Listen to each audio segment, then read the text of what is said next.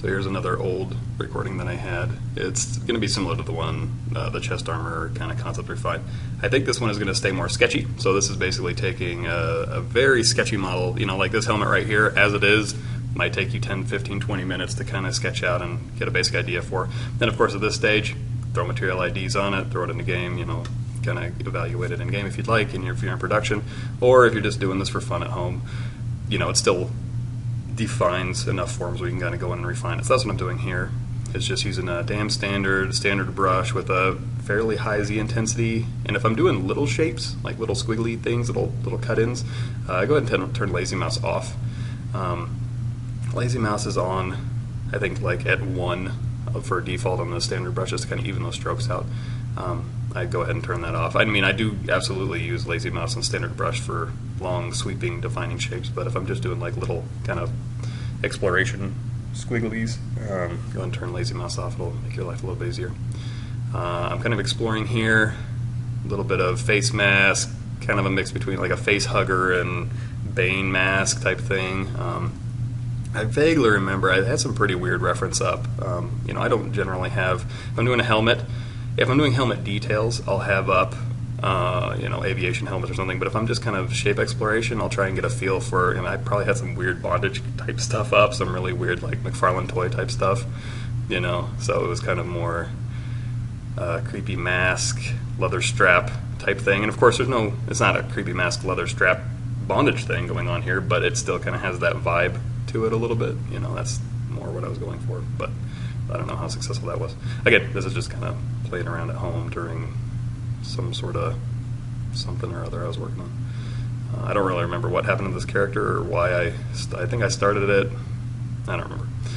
But anyways, we're just refining these forms. Standard brush, damn standard. Get my little shapes in here.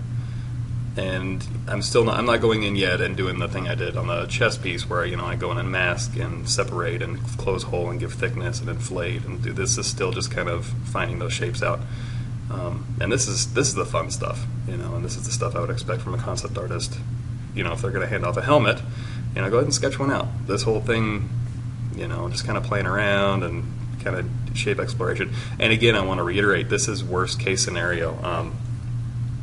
Ideally, you'll have a library of assets to pull from that you can kind of drop stuff in there that accomplishes two things. Number one, it keeps things consistent. So it looks like, if you've got an army and they're all using the same kind of insert mesh brushes, you'll have consistent shape language, consistent tech, consistent flow, depending on how you're putting stuff on there.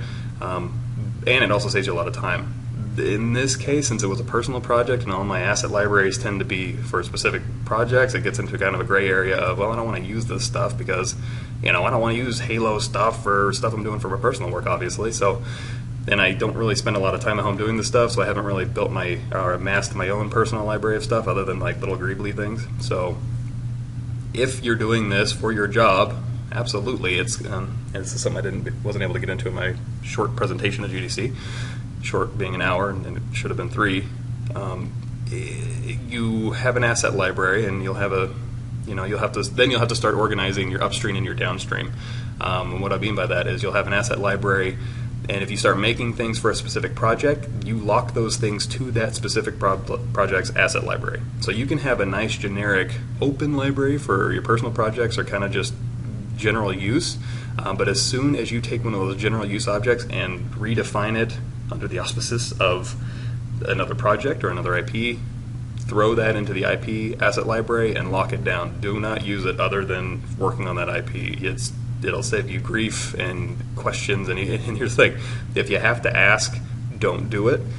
Same kind of deal here. I don't really have an asset library to pull from that's not questionable, so I'm not going to do it. I'm just going to start from scratch, and as I finish these things out, I'll go ahead and pop pieces off, throw it into just a general use. Here's my, Greeble library, or here's my, built library, and just go from there. Keeps me safe and, not in any weird gray areas. But again, standard brush, clay brush, Damien standard, H-polish.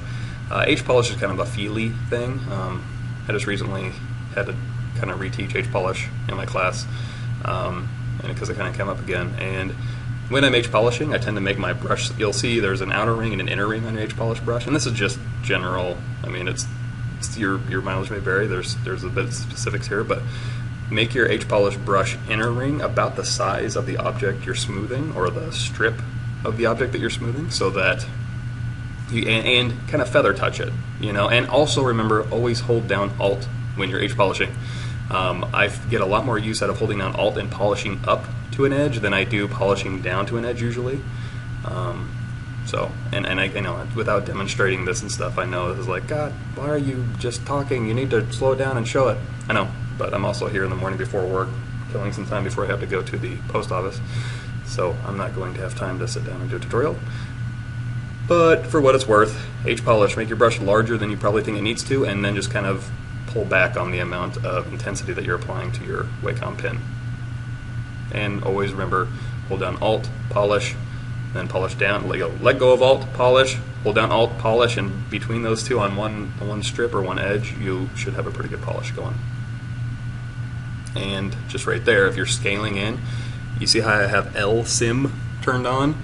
That's going to make your scale locally to that one object on either side, as opposed to like scaling way out or scaling way in, which you'll notice sometimes if you're trying to kind of scale locally. Just turn that on. But remember, you have it on because if you mirror across the x-axis with that thing on, it will do it across its local axis and won't do it across the rolled axis, which is what you probably want if you're mirroring and welding.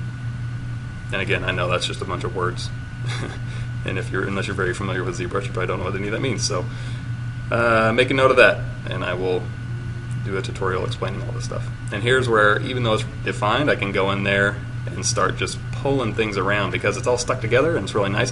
Even if you did break all this apart, you could give them all a polygroup, merge visible, mush the things around, and then break them apart. So don't feel like you are limited once you break things apart. Absolutely not.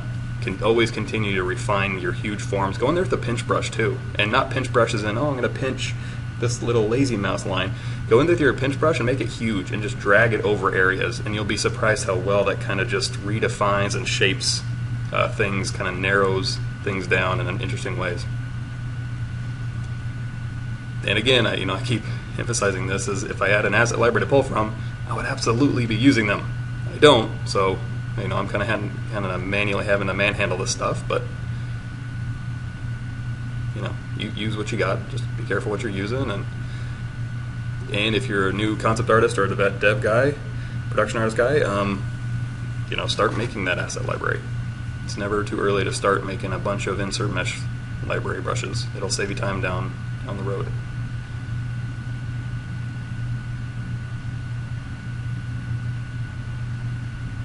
And again, this is cheap. This is just over like a lunch break, kind of just refining these forms and adding stuff and messing around and getting things figured out. But again, the value of that is immense when we're talking 3D. Then if you do an environment type work, don't feel that, well, you have to bake everything down to a texture, and I'm going to have all these materials, but it's not going to, like my materials and environments is like a layered material, and it's going to wear between apps. You can still do this. Paint your material IDs, run it through Substance, and then just spit out mass that you can do with a layered shader. It's the only difference. Same concept, idea. It's just not going to be baked down to one texture. It's going to be baked down to a bunch of mass that you throw into Unreal that you're going to layer your shader, your high-res textures in between. So. Or you can bake down to a texture just for your underpainting on environments and give it a 2048 and make value judgments there and then convert it later, however you want to work. But anyway, I hope this was helpful. Probably not, but I figured since it was on my hard drive, here it is.